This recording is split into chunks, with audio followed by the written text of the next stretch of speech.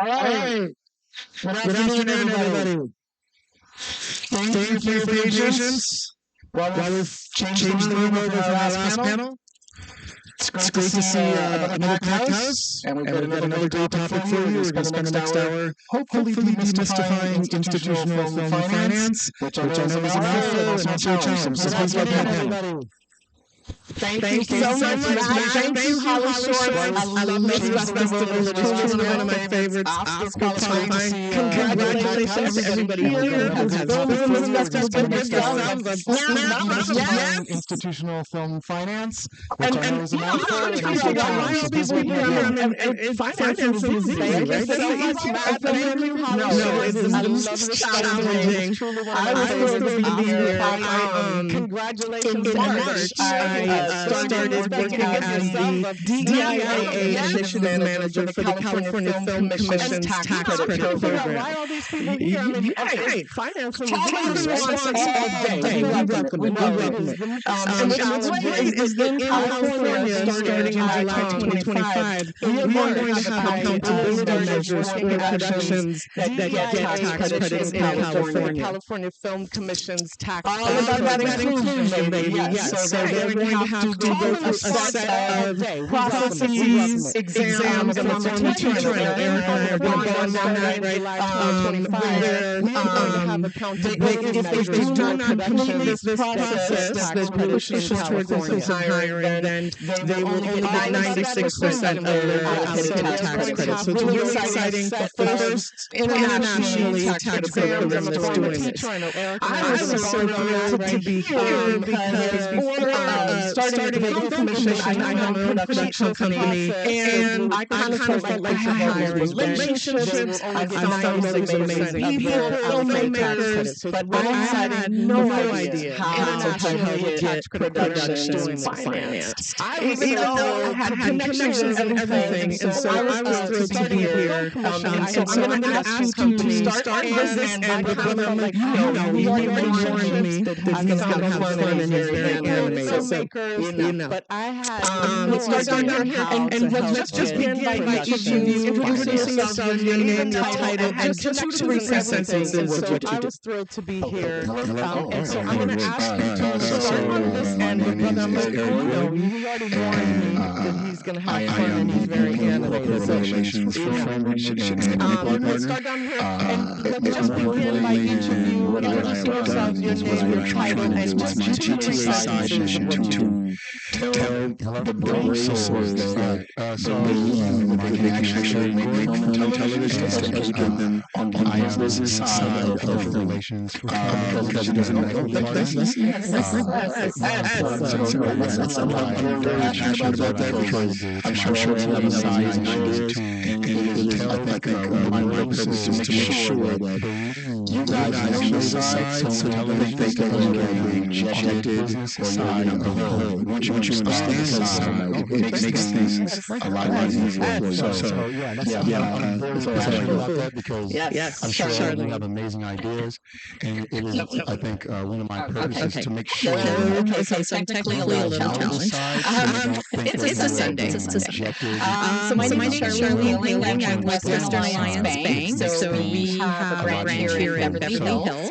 And I'm with the Entertainment and Media Group. So we specifically work with film producers and production companies and ancillary businesses. I'm the deputy team leader of our group. And what we do is we help producers on the, like I say, intern. After you've developed and before you deliver, that's where the lender comes in. I spent many years at a production company trying to get films financed. So I know the struggle. The struggle is real. So I understand both sides of it. I also spent some time in Canadian. I spent some time in the Canadian government. Before you deliver, that's where I should be doing my red light.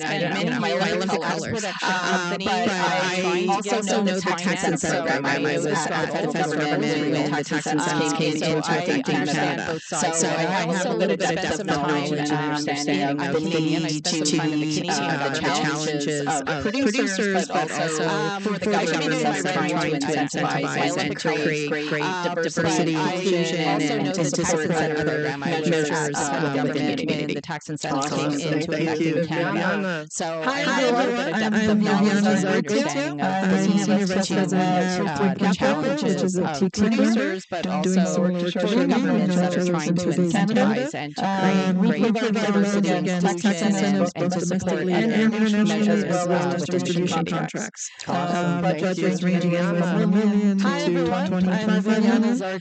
We recently opened an office in London, so we're capturing a lot more tax credits into both UK and where a lot of production work is moving these days. I've been in London since I started my career at independent companies, distribution films and image films, but I also worked 5 years in Lionsgate as well. $25 million. We recently opened an office in London, so we're capturing a lot more tax credits in both UK and Europe, where a lot of production work is moving these days. I've been there 11 years, and I started my career at independent companies, both films and image films, and I also worked 5 years in Lionsgate before that as well. Love it. From the aviation companies based in South Africa, and also media and business affairs, as responsible for the media and financial aspects of production. I work with organizations like and we've got projects and workshops and projects one is one to make top 10 about countries responsible for the aspects of social for the first time in English project from Africa, Nigeria to Netflix. About countries.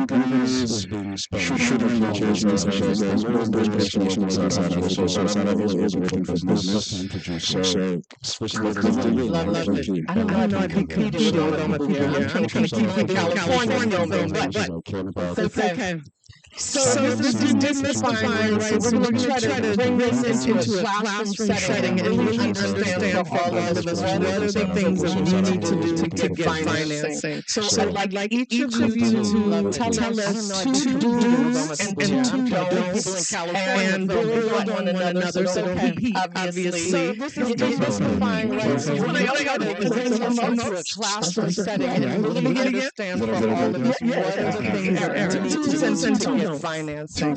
So I'd like each of you to tell us two don'ts and build on one another. So repeat, obviously. Let's do each person two do's and then go to the don'ts. Let's start there. Two do's. Yes. You need to understand business specifically, and also understand that it doesn't matter how your dream doesn't work financially. That is how to make sure that I'm thinking this person. That doesn't matter with the pre-sales. You know, so understand tell me how specifically and also like 10 minutes. It's like how like 2.5. That's the case. So understand that those are the issues, right? Okay. I'm not stop there and say the first duty is understand the how did you say it? Understand financials. To strike realistically. Okay, so we're gonna count to three, and we're gonna say understand the financials because that's extremely 1, 2, 3. Understand the financials, and I want to dig in and understand what that means. Understand the financials. Well, I always like to say to especially if you're first time doing financing, just remember in this building what you said, it is called show business for a reason, right? Because there is a huge aspect of the business. If you ever go to visit a studio and you look at their corporate offices, you will see floors and floors of accountants and lawyers. There are, every studio has hundreds of them just to manage everything.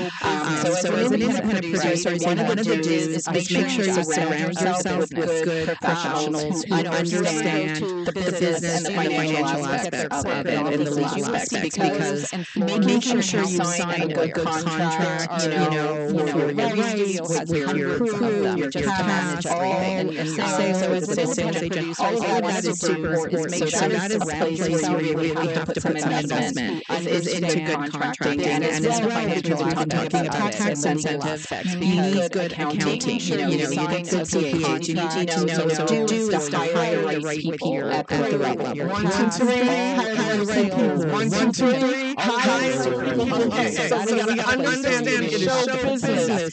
It is about financing. We need to hire the right people who are going to lead us to make sure that we're kind of presenting ourselves in that business approach. Yes, we hire the right people at the right level. For me is hire the right people. I think that's the biggest one that I can relate because I spend half my day on IMDb, LinkedIn, any project, any person that comes through and calls me. I'm doing my research to see, check what you're telling me is legitimate. Who have they worked with? For me, I call, I say, hey, what's the reputation of this person? What have they done? Have you worked with them? I say 6 degrees of separation a lot.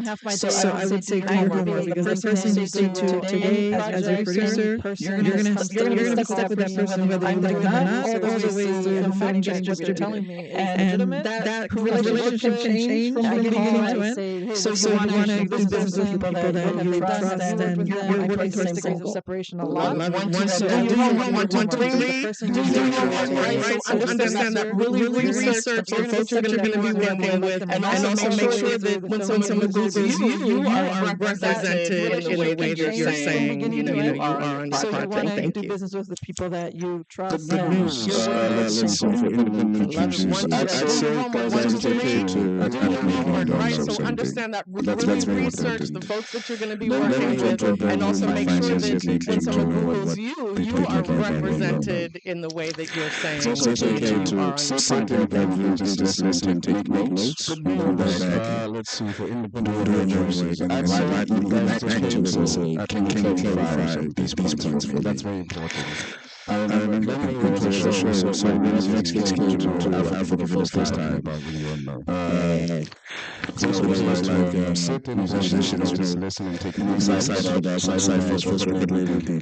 And back to them and say, and very few of them released more like later that I'm taking your sign. So when we tell them streamers, our shows have rights. Side to make a show, but we're taking our IP musicians. You don't really side was opportunity. So there is always a chance that you don't know.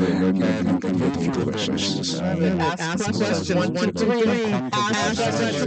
Ask questions. We got it's show business. It's do your homework and understanding financing. So some of what you talked about, Charlene, especially around like having this professional team around you, also costs money. So let's back up a little bit, and Erica, I'm going to ask you to start. We'll talk about some don'ts when it comes to approaching folks to work with you or any part of your process in raising funds. What are some of what you talked about, Charlene, especially around like having this professional team around you? I think most of us here are on the independent film side, right? A lot of short filmmakers who are hoping to go to that next level. So I want to make sure we're kind of speaking accessibly to that process in raising funds. What are some questions? So it could be don'ts, something that you should not do, especially as an independent producer, and you're now looking to get financing. What are something you should not do? Filmmakers who are hoping to go to that next level. So I want to make sure we're kind of speaking accessibly to that. Understand that it is business. Okay. You have to do that. So something that you should not do, especially as an independent producer, and you're now looking to get financing. What is something you should not do? Tell you, okay, great. In some instances, which is great. Don't go too attached to a project. But in certain spaces, they'll be like, okay, well, I don't think this person can be bonded. So you need to be able to pivot. And everybody know what the bonded act. I was going to say, please, in some instances. Okay. So, bonded part means insurance. Spaces, they're going to be like, okay, well, a lot of this project sometimes may not trust the actual creator with the money, like I talked about. So our duty is still to make films, plan films, testing films, feel safe in doing it. It's risk mitigation. And the risk mitigation is a lot of bond firm, and that's insurance. So sometimes the actor trusts the actual ownership close up what we talked about. So our films don't so understand bonded, pre-sales, tacticals, etc. It's something that we love to do, and that's insurance. Because bonding costs money. So how do you go about finding that money? I mean, could someone approach a bank as an example and say, because Charlie talked about kind of in the middle, not quite in development, maybe for you, Viviana, is it possible to approach you and say, we need to raise the funds for even for development, they need to raise the funds so that they can bond this film? What would you say they need to do and don't, or especially don't if they approach you? And that was usually worked out with whatever initial equity investors that they're talking to. So usually if you're going to bond funds, as Eric is saying, you must develop a budget, so it's part of your finance plan, it's part of your strike price. Like my budget is going to be done by a completion guarantor, I'm going to have to pay $150,000 for it. I've included it in my budget, so that's part of the money that I need to raise. But typically all of that is done before anyone approaches me, for instance, because I'm providing a loan, I'm not providing equity. So my don't is basically don't assume every financier is the same. Different financiers have different criteria, and you need to understand what the criteria is for a financier. An equity investor, you are going to go to them with anyone approaches trying to tell them that your project is going to make money and it's going to make sales and it's going to be distributed. You're selling them the idea of the project. A lender like me needs to know what the tax credits and the sales are. We're not as our decision-making is based on three.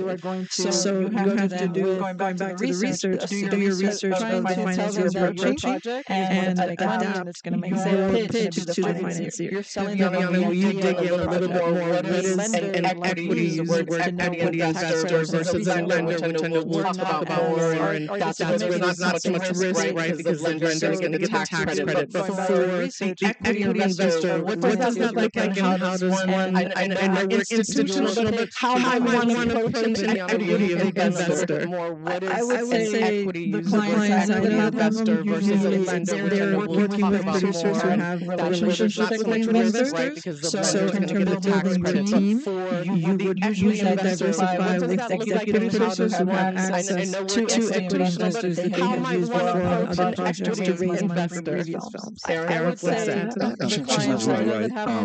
Also, please understand relationships with equity investors. So in terms of building the team, you would usually diversify with executive producers who have access to equity investors.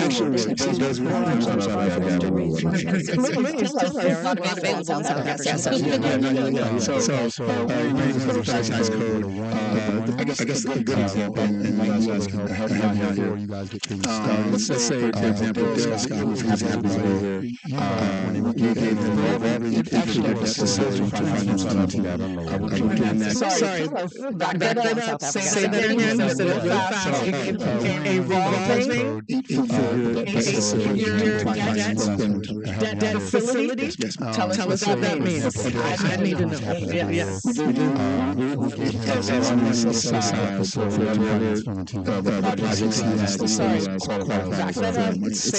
Said it real fast. A revolving debt facility. Tell us what that means. I need to know. Yes. As much as do not understand the finance right now. It's so words that you see on television. They don't necessarily understand the finance. So, for example, if you have a $10 fine right now, and you use it because $1 understand to play with. So go talk to a person who tells the tax write-off and provide $2 of equity that they see the profit with, and they can write so $10 off from their taxes. That is the minimum tax she can expound on that. Well, the banks don't actually provide the Section 181 financing. That actually is it is a tax structure. It goes through. It's available for films that are shot in the U.S. So they have to be filmed here. So this is good for what you're trying to do. And it is a form of a tax write-off, and investors do put in cash into the film budget, which you can spend, and they get a write-off. They may have to repay some of that. It's actually a tax deferral, so they will have to pay taxes eventually. And the sooner the film makes profit, the sooner they'll be paying taxes. So it's really it's a very complicated structure. You go to professionals who offer this 181 financing. There are a lot of lawyers involved in this, as you can imagine, and accountants, because you have to make sure as an investor, your investor has the right, and the sooner the right tax position to take advantage of it. So they don't have taxable income because there are other ways to write it off. The Section 181 investment is not going to be interesting for them. They're not going to get money financing. But an investor may give you money for any number of reasons. A lot of times it's on the creative. Most investors do want to make money back. They want to make their money. They want to make their money back. Sometimes, we've been talking about different aspects of it. They may want to invest in a particular project for socially conscious reasons. We've seen that before. There are investors out there, very investors with a lot of money and a lot of funds, and they want to support a particular eco-conscious project or something of that nature because that's the kind of thing they want to do. So really, you have to target your investors in a particular project, and if you can bring these extra incentives to them, it's very more interesting for them to invest. And they may want to support a particular eco-conscious project or something of that nature. So if you're going to say, love a woman in this position, if many of you are like me, I'm like, black people don't have a lot of relationships with people who have a lot of money, right? So one of the things we're hearing, especially around equity, is, tap into your network, tap into your people. So systemically, a lot of them don't have that network, right? For a lot of reasons. Viviana, what would you say to those of us who feel like, how do we begin to make those relationships with people who have a lot of money? I started making relationships just working on set. That's what I got put in the door. So I would do whatever job was available that anyone needed. But slowly that's how I started building my contacts and my relationships. Every job I've had, I've kept in touch with everyone, and I think it's just, okay, yes, let's say you want to direct, okay, but you're not working right now directing. Take a set job and learn and meet the producers too. Meet whatever making this movie, who's financing this movie. That's the way to start getting everything going. A lot of clients I have who right now are producing started out as somebody's assistant, and started working either at a desk, at an agency, on set. They would take other jobs before they got to where they currently are. And along the path is how they were able to build their Rolodex and create those relationships to be able to now branch out on their own and do it themselves. I love what you said, because you're talking about doing your homework. I love what you said, thinking about finding out who financed that project. How do you do that? Because are they in the credits? Is it the executive producers who didn't really do much but give the money? Who do you look for to know who financed the project? I use IMDb and look at all the producers, specifically the executive producers. And then I start going down the rabbit hole of what they've done. I go on their website, I figure out, I just go on there. And then, ask them to coffee and start to build that relationship.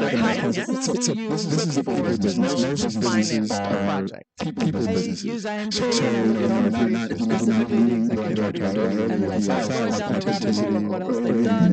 I go on their website, I figure out, I just find it kind of hard. ask them about coffee and start to build that relationship. I completely agree with business. Also, you should say that. People business.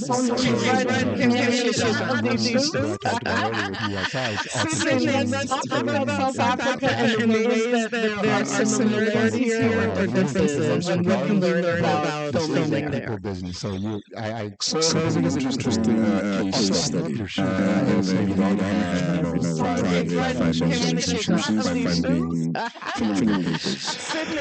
Talk about South Africa and the ways that there are similarities here or differences. What can we learn about filming there? Trying to politically economy in South Africa. So agencies like they started to get financial South Africa. Real fast. Say that again. Development Corporation of South Africa. We're still trying to get to see the wide production process. Economy in South Africa. Financial filmmakers meeting of James Corporation of South Africa. Film commissions, agencies and development corporations of South Africa. They're still trying to get position, but what's interesting is that the IEC is actually trying to separate productions, and then the Department of Trade and Commissions, competition incentivizing foreign productions and production locations in South Africa. All the company of production in South Africa is incentivized to come together. And when production is co-production, talking about the Department of Trade in South Africa, competition in South Africa is incentivizing productions access incentivization in South Africa. So for some reasons, South Africa can get incentivized for South Africa, maybe a possible production. What's you can apply for funding. You sell your house, you just want to South Africa. It's not a difficult process. Woman King was showing South African productions where there's no access incentives available in South Africa. So for some of you, South Africa is really open to working in South Africa. Americans with protection treaties, you can apply for funding. We have treaties with Canada, Ireland, United Kingdom, Nigeria process. But you also people who don't have America, they're still working out. Don't realize that you can I was going to say there's international treaty co-productions is what he was referring to are actually between the two governments of the various countries. Canada probably has the most done. Over, I think like 60, we have production treaties with 60, more than 60 countries. So when I was in Canada, I did a lot of work with co-productions. I still do work with co-productions. It's true, there is no treaty. The U.S. historically has never entered into these co-production treaties for film. And I think the reason was that all of the foreign countries were always competing against the Hollywood studios, so they were trying to find alternatives. So when I was in Canada, I did a lot of work with co-productions. I still do work with co-productions. One of the things that we do see is that producers, even U.S. producers, sometimes partner with foreign companies just to take advantage of international treaty productions and the benefits that come along with it, which can include equity financing, elevated tax incentive financing, and other kinds of financing from the government of the various countries. So a lot of this money, I always say one of the producers, I'm going to say this earlier, don't just chase incentives. Take advantage of that's a big one. So don't just think, oh, I'm going to do this, co-production treaty with Canada, South Africa, the UK. It's very complicated. There's a lot involved. You have a lot of partners. You have a lot of lawyers. So a lot of this money, I always say one of the jokes. It's very expensive. Say this earlier. Don't just that free money is never free. Just remember that. So don't just think, oh, what they call tax incentives in the industry are soft money. The UK. So when you hear soft money, it's money that normally you don't have to pay back, or it's very far back in waterfalls. Very expensive waterfall money when it comes in, it goes down, it's never repaid. Just remember, soft money is usually down here if at all. Tax incentives if it ever gets paid. So you hear that term soft money, that people are referring to incentives usually. Tax incentives, government grants, that kind of thing. Very far back. Please keep the mic because you talked a little bit about that. When productions come to you somewhere a bit in the middle between development and maybe distribution, can you talk about at what point would an independent filmmaker be involved with you in a grants, that kind of thing?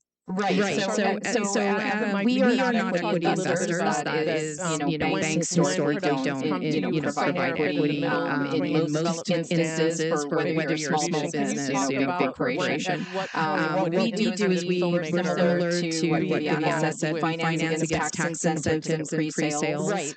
So we are looking at the actual contracts. We're looking at tax estimates. We're looking at budgetary items. If you have completion bonds for all the different elements that make up the financing. But we do tell our producers that come to us a bit earlier, don't wait until you're ready to go. Especially if you're the first time doing financing. So we are looking at, we always recommend you try to pair with somebody who's done at least once done independent financing with either one of us like a private lender or with a bank. We're kind of fall similar types of, financial closing. So getting all the legal paperwork and documentation.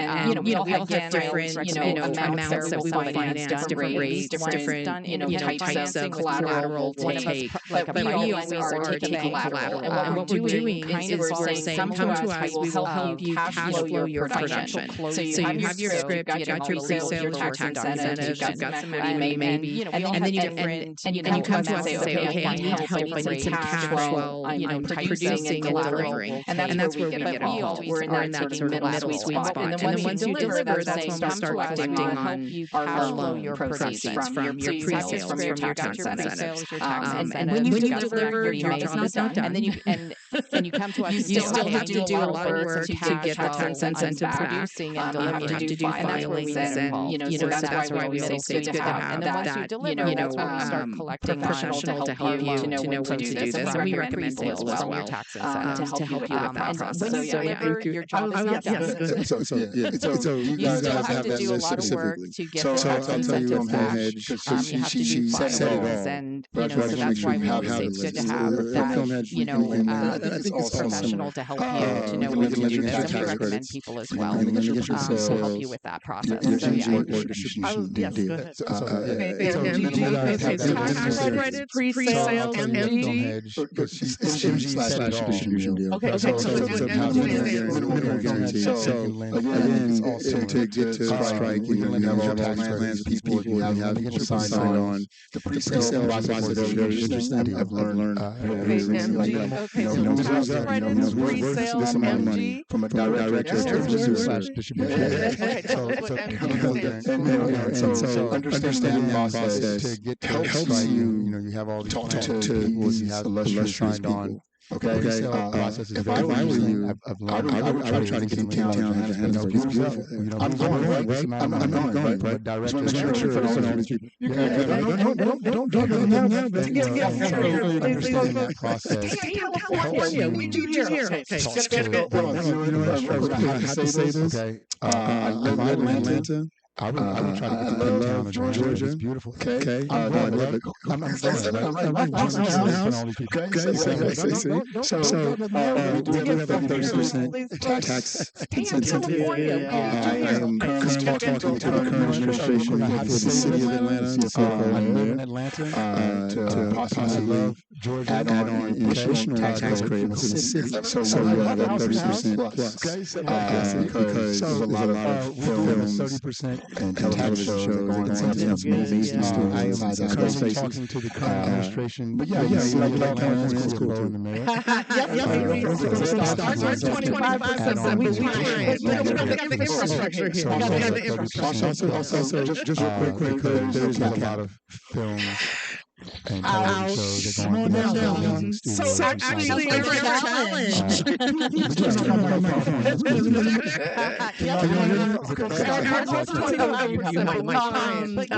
Question now.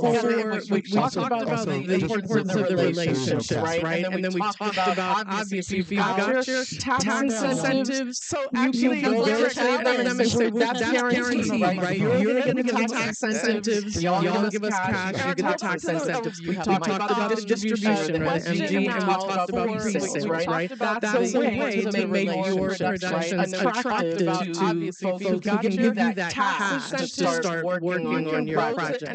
We talked about how do you do that, build relationships, but also what about something tangible? Once you have that relationship and it's time for you to kind of do a presentation, right? What are you expecting to see from the film attractive, tangible? Folks who can give you that. I think the first thing that I always ask for when anybody approaches me is a finance plan. So it's one page, it's the line items of everything, your sources, so your tax incentives, your pre-sales, your minimum guarantees, the equity, if you maybe sell your music rights, you might have a music license, maybe you get some product placement. There's all different, any sources of funds. So I want to see that finance plan, it's the line items of funds, and your budget to compare to see, if you have a $5 million budget, I want to see that list that's going to be probably it needs to exceed $5 million. This is the one thing I just want to make obvious. You can't come to me with $5 million on the dot. I've got a $5 million budget here.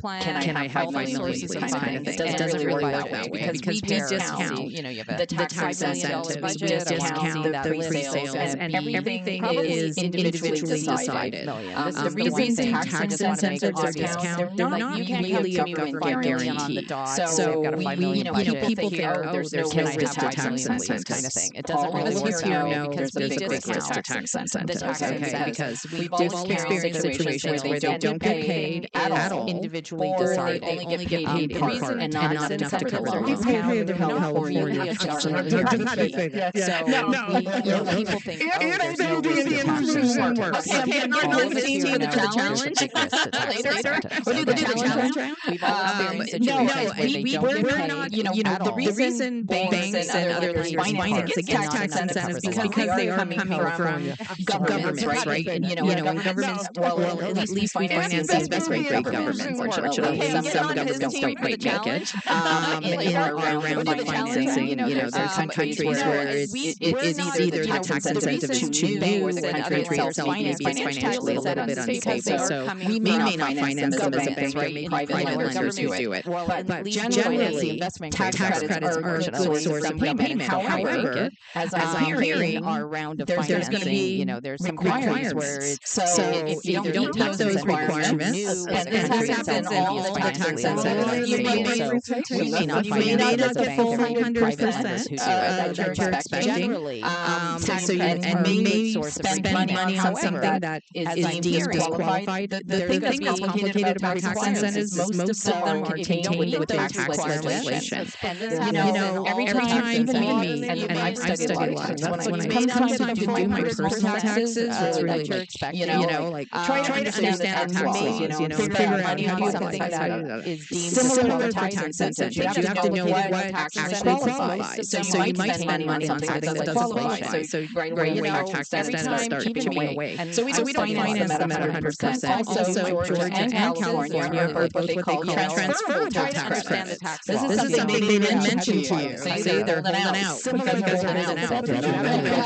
Actually qualifies. So what a transferable tax credit is you actually have to sell it to somebody who has taxable income. So then there are specialist brokers. And they don't sell it at 100 cents on the dollar. Because if you have taxable income, you're like, oh, I'll buy that tax credit for 90 cents. They're holding out. 89 cents. Depends how much competition. So right away your tax incentive is less than what you earn because you have to sell it. There are states that call rebates. They're rebatable, so you get cash back. So if you file your tax return and you can get up to 100% of what you filed back. 89 cents. So it's a different situation. That's why some of the ones with the transferable credits are the rates are higher, but you have to look at the net. So as lenders, we all look at the net. We are netting, we're doing net, which means we're deducting. You file, and then we also do this with pre-sales, where we don't always finance 100% of what the contract value is. It depends on the buyer, depends on where they're located, it depends on their reputation. Some buyers we don't finance at all because they don't have, we don't know they're going to pay us when delivery comes. Big financiers like a Netflix, of course, we're going to finance them at 100%. We don't always finance 100% of what the contract value is. It depends on the buyer, depends on where they're located, it depends on their reputation. Some buyers we don't finance at all because they don't have, we don't know that they're going to pay us when delivery comes. Other big financiers like a Netflix, of course, we're going to finance them at 100%. We're just like, hey, yeah, we're going to look at their, their financial statement as long as they're still doing well. So you guys keep your Netflix subscriptions going. Yes. But then we'll finance it at 100%. But then from all of that, we have to deduct and hold back what's going to cost interest to us. You have to pay us interest and fees and legal. So those things are going to come off, of what we're financing. So when I say that finance plan, the big thing, even though your budget may be $5 million, you're going to need collateral. That's what How do we know collateral. how much to add for that collateral? Good rule of thumb is I would say go at least 15 to 20% higher, minimum of your budget you're going to need. And it depends. If you have more equity, then it may be different. So if half your budget is equity, then you only have to borrow half. That's going to make a big difference. But if you're borrowing most, it's going to change. Thank you. Same for Viviana. What do we come to you with? Same criteria. I mean, we don't require completion bonds, so we absorb a lot of projects that are non-bonded. And we do a lot of the services that she's talking about. So in addition to lending, we also broker tax credits. We do post-production accounting. We handle the administration of the credits in-house. So we do that not only for our loans, but we do it for other clients and other projects as well. I did want to mention one, I think, gap that we haven't discussed yet, where you go from, okay, I've got a script. How do I get a pre-sale? In terms of your relationships and who you're going out to, sales agents are that middle ground. So sales agents are the ones who will procure those pre-sales for you. And what drives the value of those contracts is your cast. So one big component that we haven't discussed is who you're going out and casting should be a decision you make in conjunction with your sales agent. And basically, your sales agent should be one of the earliest people that you involve in your project early to say, okay, here's the genre, here's the project I want to make. what talent should I be going after that's going to drive pre-sales? Because it fluctuates year to year, market to market. And someone you think may be famous may only be famous in America, and they may not drive pre-sales internationally. So that's sort of your sales agent is a key relationship to have in this process, because they will be the ones to evaluate and sort of create value for your project via pre-sales. So helpful.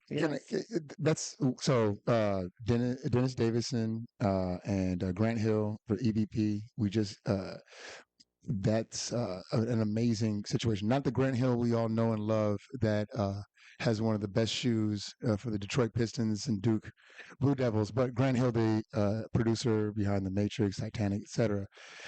They started a company, and we also gave them a facility. It's on our side. It's kind of hard for because people will tell you anything.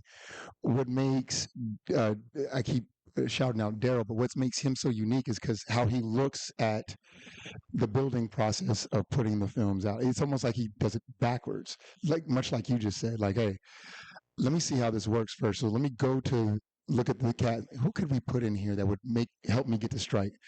Where can we film that'll help me get to X, Y, Z? So it's not non-bonded too. All right, TPC, I see you. I love that. Yeah. So I just wanted to say, like, package your stuff, but get innovative. It's a hustle. So we talked about the folks that we want to make relationships with, those financiers, private equity folks, and sales agents, right? Like that, because they can give you that research up front. You said, Erica, a while back, like if you don't have that cast member, sometimes you just have to let the project go. That's just breaking my heart. But what is your point that, yes, because the sales agent is going to say, this person is not going to get you a profit on this project, right? And therefore you need to look to someone else or do a different script that would attract somebody? No. So I'll give you a great example. It's not going to make a lot of sense until you hear it, but listen to me very carefully. I think the Thong Song is the greatest song ever made. Now, that sounds crazy, doesn't it? I like Cisco. I think he's a talent, right? And so I think he's amazing. Everybody else is like, I haven't heard a Cisco song in a decade. Do you understand? So what you think is the person may not be the person, and you need to be able to pivot immediately to make your project work. On the left side of my brain, I actually care about your project. I want to hear about it. Ooh, that sounds amazing. Ooh la la, right? On the right side of my brain, I don't care if you have Tupac, Betty White, and Geraldo Rivera in your film. Does it qualify? And so it's always a juxtaposition, like, how to do this. But you need to be able to pivot. So if there's a cast member that you know from your pre-sales conversation, which we talked about earlier, it's a people business. So get to know these people. If you know that that person's not going to help you get to strike, then you may cast them in a smaller role because you like them, but get the people that you know can actually push your film. Now, y'all know I have to step in and talk about bias for a second, right? Because Thong Song? truly bias in the sense of there's been a lot of myths around what sells in the industry, right? And then we have things like Black Panther, we have things like Crazy Rich Asians that then go against what some of these sales agents said would work. What can we do to let y'all know that we have the confidence? I mean, you look at Latinos are the ones that are paying at the box office, right? Yeah. Yes, to the yes, y'all, right? Real. Yet you're not seeing yourselves. We're not seeing you. And so how do we push back against a sales agent? And I hear you, right? The point is take what they say and then go find those folks. Well, yes. There's this thing that's done. Thing that's done. This thing that's done. It's a little like, you're not supposed to do it. It's called the cameo. Do we all know about the cameo? Nice. We all hear about this. So a lot of times what will happen is that, especially it depends on the budget level of the film that you're doing. Now, the films you're talking about, which I love both of them, by the way, are, bigger studios and, they're running like they've got marketing departments running like testing and this and that and all that stuff, and hoping to get to a number that they can support. And sometimes they're pleasantly surprised. Good for everybody, right? We love seeing that. But at lower budget levels, you're not going to be able to hire a star to be on a 3 to 4 week shoot the whole time, like a big name or a bigger name. We may say like an elevated B star, or an A- star or something like that. But you maybe can get them for a week. So you have to start thinking creatively again, put on your creative hat and say, hey, how can I get this person in my film for the best price for me for a limited time so I can use their name, and then I can bring in other really solid other actors and diversify it and go there. So I say think about the cameo a lot. That is a big creative way to do this, and we see it a lot. Yeah, I mean, I was going to say exactly what she was going to say. Like, I mean, and that's the exact because it's a hustle. You guys got to understand, this is a hustle. There's no set way, but here amongst this panel, they're giving you the keys. It's just, can you turn the car on and drive it? Like, these are the answers. That cameo is genius. It's like, hey, but I mean, I talked to Joe We'll about give it all it the to time. you. We'll give you the credit. Yes. There's something interesting to add about the cameo, and maybe going back also to the relationship that you have with people in your network. So we are currently experimenting with what we call a pre-distribution monetization strategy. So a lot of the talk here is about, once the film is made, it's going to be on Netflix or it's going to be in theater. But then how else can you monetize the IP? If it's going to take you about 18 to 24 months to deliver on your movie, and as a banker, I'm giving you money now, you're telling me that I'm only going to start seeing money trickle into my bank account in 2 years' time or 3 years' time. In between that time period, how else can you monetize the IP? So if you have, let me use Africa as an example. We've got Burna Boy right now. So if I have Burna Boy playing a cameo in my movie. I love Burna Boy. Hey, that's my favorite. If you guys don't know who Burna Boy is, please look it up. If I have Burna Boy playing a cameo in my movie, I think you have to get creative in how you can get him to, number one, he does like 4 concerts in a month, and they're always packed. How can I use that platform that he already has, number one, to build a fan base for my upcoming movie? Two, to build, anticipation towards the coming project. Three, to already start, selling merchandise pre-distribution of the movie in theaters.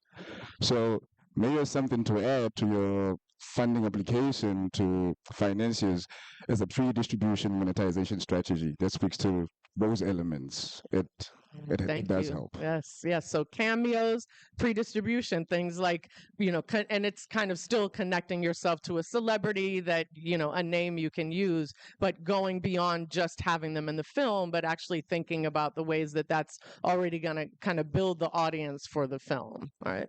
Yes. Soundtrack. There's a lot of people bringing the sound. Well, I know I keep saying the guy's name. He's right there. But he had a movie that came out on Peacock. It was #1, top 10 amongst all streamers. But the thing that he did was innovative. Was he literally created a soundtrack around the movie, and it had all the Snoop Dogg's and The Game and French Montana, Davies, all those other people. But that helped propel the movie. But Daryl, how you make those relationships? Because that's the whole thing, right? What we're saying is get a celebrity in your film, even a cameo. How we make those? We've talked about working on sets, right? So that's Absolutely. certainly just building your way up and making those relationships and following up on those relationships are so important. Everyone just talk to Daryl after this about how he got those relationships going. There's a movie right now he has Yes. that they're in development now, and the soundtrack is going to feature some of the most amazing people that are out currently, and so that's an additional vehicle to help you propel what you're doing. I have to say that you guys are really, really smart. I'm just happy to be up here. That's all. We feel that way about you. Likewise. Thanks. Oh, you feel smart? And y'all are smart too. And I want to say we're going to open this up for questions. And I just always want to say there is not one question that anybody would judge you on. So if any questions you have, you get to ask them freely and openly, and we will get them. Yes, I saw your hand first.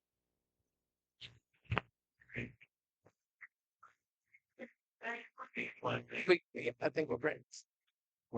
Question about Section 181. So this is for Eric. So I know you guys use Section 181. Have you guys ever used Section 168K?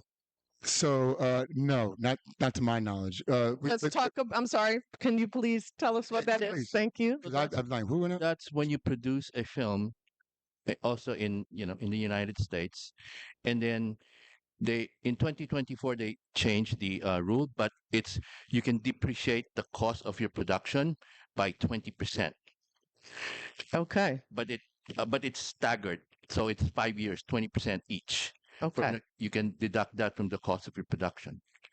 No, but I'm going to research that now because she has. I know she has the answer. She loves tax. Yes. No, Charlene, I don't. But one of the things that we ask you to do when you're making a film and you're coming for financing is to incorporate a single purpose company for this film.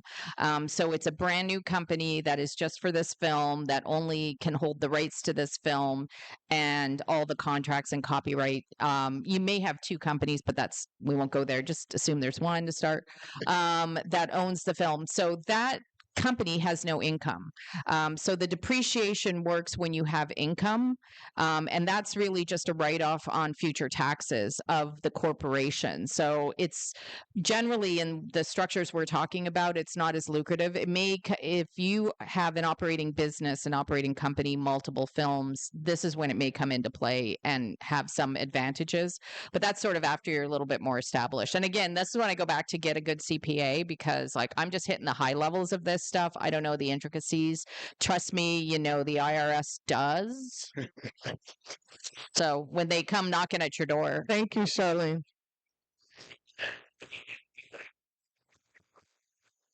Right. Thank you. Yeah. All right, let's have other hands up. We'll go here, and then I'll get on this side, I promise. Yes. Hello. Thank you guys for being here. This is so informative. So I just wanted to say thank you. What would be the best way that you guys would recommend for an independent film producer to find and approach private investors? I do feel like some of that was answered, which is build relationships. Yes. I would say have a script ready. I think a deck or lookbook that shows the tone and feel for the film.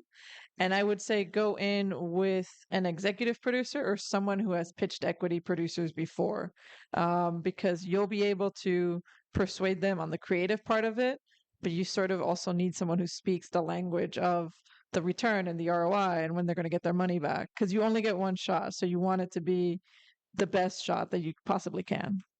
Okay. Let's go one more on this side. Yes. Yes. Thank you, Matt. Matt's coming with the mic. Thank you. I had a two-part question. First part. So let's say you have your approvals from the state. Let's say you can borrow up to $500,000 against the tax credit. We're going to pay interest on that the minute that money hits the account. So, for me, I would want to take this in increments. If I have a 5-week shoot, I only want to take out weekly, right? So That's how we do it. right, weekly, and based on the cost reporting, send it to you, right? Because we don't want some independent producer to come in and first time they want to take all the money out and then they run into debt. We don't allow that either usually. Perfect. So weekly is There's a little monitoring going Right. on. And then second part of it is for some other people here, can you speak for a minute or two on senior equity investors, second class investors, and gap financing? Thank you. So with I'll jump in, and you guys, if you want to add. So with the cash flow, so one of the things, if you have a completion bond or you don't, you do have to have a cash flow that matches your budget, how you're going to spend your money. And then normally we require, most lenders do, if there's any equity, we would want that money advanced and spent first. We don't want to take a risk that the equity money is going to come later later on after we funded our money. As a bank, we won't take that risk, because what happens if that equity investor for some reason doesn't have the money or changes their mind or something like that? Then that puts us in a little bit of a spot. So we cash flow according to your spend, and that will save you interest, which is good to know. If you work with a completion bond, they will sign off on those advances because they'll be checking your budget and your cost reports and your production schedule, make sure everything is going at the right pace. With respect to different levels of financing, some people are called senior equity, there's junior equity, there's 181 investor equity. It all goes back, and gap financing, it all goes back to that waterfall that I mentioned. So and we haven't talked about collection accounts and waterfalls, but as we always say, the waterfall is gushing at the top and it trickles down at the bottom, right? So the first revenues that come in go to pay the highest tier. That's usually me. Or me. Or him. Yeah. Or her. Usually lenders are first. We're last in, first out. LIFO is what we call it, last in, first out. So that's usually where the lenders come into the picture. And then next will be the senior equity. And sometimes the senior equity is limited to a particular revenue source, maybe just receipts from the domestic box office or international sales or however it is.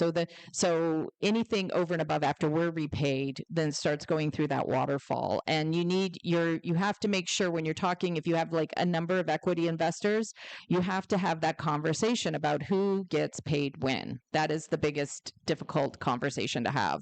They might all get paid a third, a third, a third. We call that pari passu, maybe according to their investment. So there's just different ways to do it, but it usually goes down a list, right? And you have to remember as well, if you have guild members, there may be residuals that have to come off of the sales.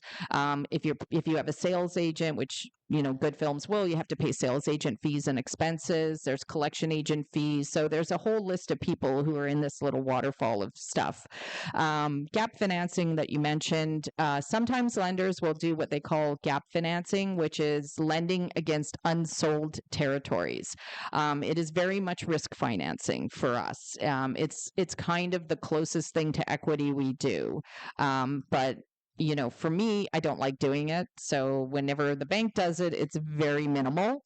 I can't speak there are other lenders who will take a higher gap financing risk. They'll take a higher risk against unsold rights.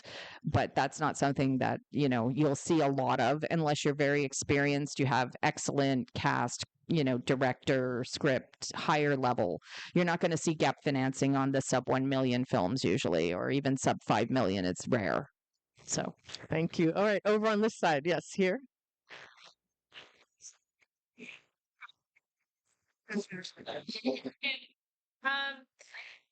Mike is here. Thanks. Okay, this is fantastic, great moderation. I love a tangible panel where you get stuff and I get to take notes. To continue the conversation, because this is only an hour and we only have a few questions, what are some great resources for us to follow up on that are actual case studies or some websites you recommend instead of doing mentoring, stuff that people can kind of go and not get a master's degree in this, but try and understand? Yeah, I'll go first on that. I spend most of my time with people, so you guys can hit me up, okay? But also you can go to filmhedge.com. Yeah, I'm sure you can go to any of their websites. They'll break it all the way down. And if you need some guidance, I don't mind having that conversation. Or I'll just send you to Daryl because he knows all of it anyway. Daryl, I'll just be bombarded after this. I love it. Yeah. Yes, surely. For Canadians or non-Canadians, you can all go to Telefilm Canada.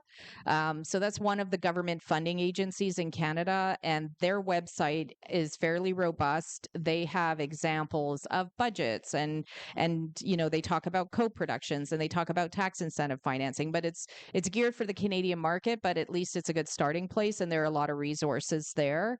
A lot of the film agencies also have resources. So if you're going to shoot in a particular, if you want to, if you're going to go to Georgia, there might be resources in the Georgia film site. Yeah. I'll hook you up with the Georgia. Yeah.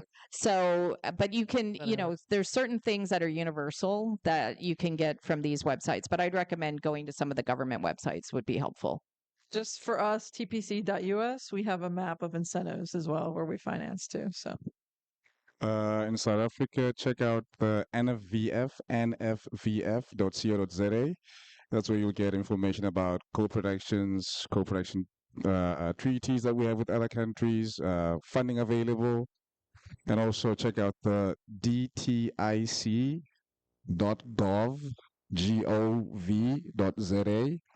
That is where you will find information about available tax incentives for foreign production companies that want to shoot or do post-production in South Africa.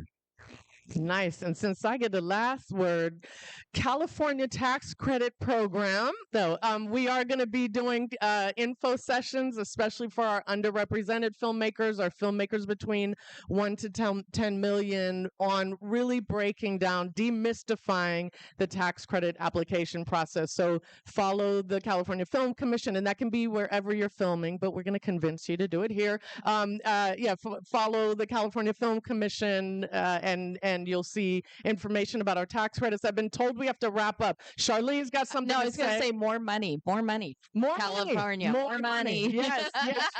more money for independent films. For indie Yes. films. Hey! I'll say this last thing. Yes. We've raised $350 million to finance film and television. We've only been alive 3.5 years. We have the money. We want to spend it. Our sweet spot is between $5 and $40 million. And I'm telling you right now. Oh, we can go. Okay, all right. And my dad's here. He drove down. All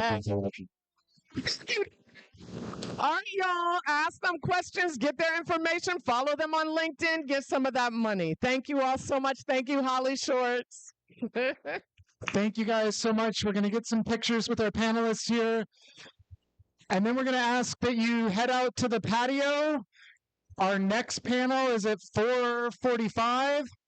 We are going to take a short break, so we're going to clear the room.